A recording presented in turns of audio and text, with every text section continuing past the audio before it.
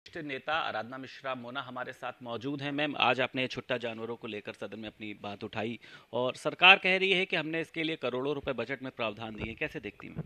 Budget में प्रावधान देने से और किसानों की समस्याओं का अंत नहीं हो रहा है, तो इसका कोई कोई आपस में तालमेल नहीं है। इसका मतलब मैंने तो स्पष्ट पूछा था कि जो कटीले तार लगाने से एक तो गौवंश घायल होते हैं और दूसरा उस पर सरकार ने प्रतिबंध लगा दिया और तत्काल किसानों पे जो इसका इस्तेमाल करेंगे उस मुकदमा लिखने की बात कर दी। सवाल सबसे बड़ा ये है कि आज किसान की लागत तो दुगनी हो गई, चार गुनी हो गई। डीएपी के दाम, खाद के दाम, बीज के दाम, बिजली के दाम, सिंचाई के दाम सब बढ़ गए। उसका सीधा असर उसकी लागत पे पड़ा। न सरकार एमएसपी दे पाई, न सरकार उसकी आय दुगनी कर पाई, और उसके साथ साथ छुट्टा जानवर की वजह से जो उसकी मेहनत की कमाई है, खून पसीने से जो वो फसल को उगाता है, उसकी भी वो सुरक्षा नहीं कर पा रहा।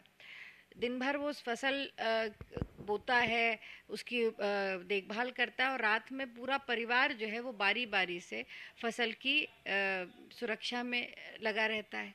कई घटनाएं भी हो जाती हैं, पर सरकार इस पर कोई स्पष्ट नीति नहीं लेकर के आई कि किसानों की फसल जो नुकसान पहुंच रहा है, क्या इसका सरकार कोई सर्वेक्षण कराएगी, और सर्वेक्षण कराने के बाद जो फसल नुकसान हो रहा है, क्या सरकार कोई नीति बनाकर उन किसानों को मुआवजा देगी? ये मेरा सीधा प्रश्न था।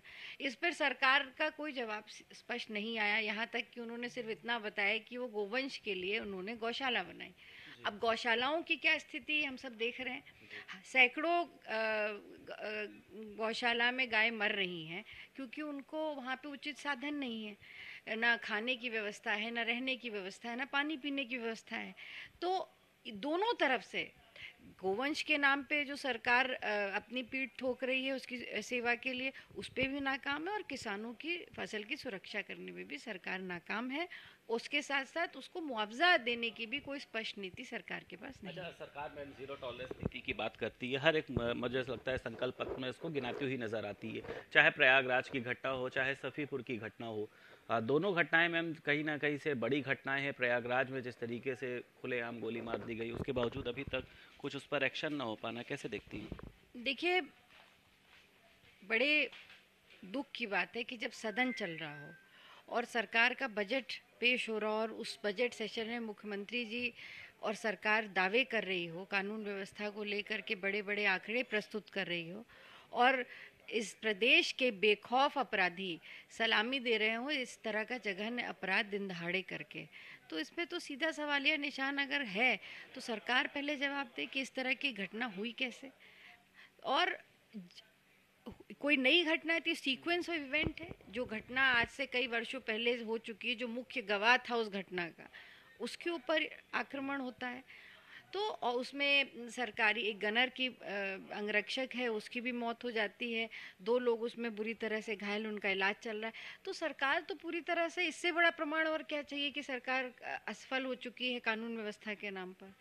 और जहाँ तक इसकी बात है तो न्यायपालिका में मामला, हमें विश्वास है कि जो न्यायपालिका निर्णय लेगी वो अच्छा, सर्वोच्च दोनों ने होगा। मैम अतीक अहमद की पत्नी की शाइस्ता परवीन की बात करी जाए, पूजा पाल की बात करी जाए, दोनों ने योगी सरकार से सुरक्षा की मांग करी है, सीबीआई जांच की मांग करी है। इसको कैसे देखती हैं? देखिए, सुरक्षा सरकार कितने लोगों को देगी? ये तो पूरी हर जनता, जो लोग वहाँ आसपास खड़े थे जब ये घटना हुई, जो लोग जिनका दूर दूर तक इससे कोई मतलब नहीं था, कुछ लोग उसमें घायल भी हुए हैं। हालांकि छोटी चोट लगी होगी, पर कितनी बड़ी घटना हो सकती थी, और इसमें कई लोग घायल हो सकते थे, कई की जान भी जा सकती थी। तो सरकार की तो कानून व्यवस्था दुरुस्त करनी चाहिए कि अपराधी डरे इस तरह की घटना करने से। कहाँ कहाँ गए वो दावे कि या तो अपराधी जेल में या उत्तर प्रदेश छोड़ करके चले गए? तो उत्तर प्रदेश की सड़कों में, प्रयागराज की सड़कों में जो ये अपराध हो रहा है, ये कौन कर रहा है? किसके संरक्षण पे हो रहा है ये अपराध? इसका जवाब सरकार दे। दो सवाल मैम बस। एक, मनीष सिसोदिया की गिरफ्तारी को लेकर और जिस तरीके से आपने भी कहा है कि सरकारी मशीनरी एजेंसियों का भारतीय जनता पार्टी दुरुपयोग करती है, कैसे देखती हैं? देखिए, वो तो स्पष्ट है। जिस तरह से लगातार आप हर मामले में दीजिए कि चाहे ईडी हो, सीबीआई हो, इनकम टैक्स हो, ये बी टीम की तरह काम करते हैं। जहाँ तक टीवी चैनलों पे हमने देखा, मुझे नहीं जानकारी है, पर जो टीवी चैनलों की रिपोर्ट्स देखी कि लगभग 500 जगह छापे पड़ चुके हैं और उनको कोई प्रमाण नहीं मिला। आरोप ये लगा है कि वो केवल जो पूछताछ है उसमें सहयोग नहीं कर रहे हैं, इसलिए सीबीआई ने कस्टडी मांगी है।